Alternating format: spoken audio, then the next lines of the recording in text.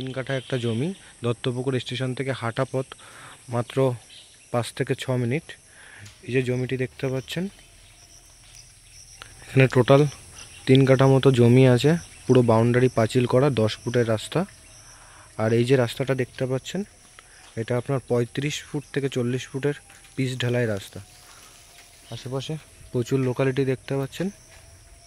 আর জমিটা আপনার এই পজিশনে আছে, সেকেন্ড প্লট জমি আছে।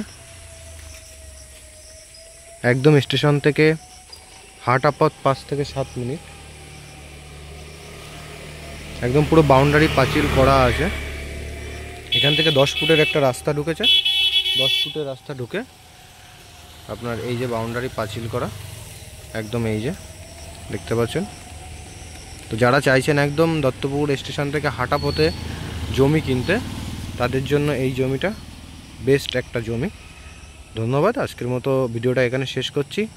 আর যারা আমার চ্যানেলে নতুন আছেন, প্লিজ একটু সাবস্ক্রাইব করবেন আর বেল আইকনটা প্রেস করে রাখবেন, তাহলে আমার নিত্য নতুন ভিডিওগুলো সবার আগে আপনারা পাবেন।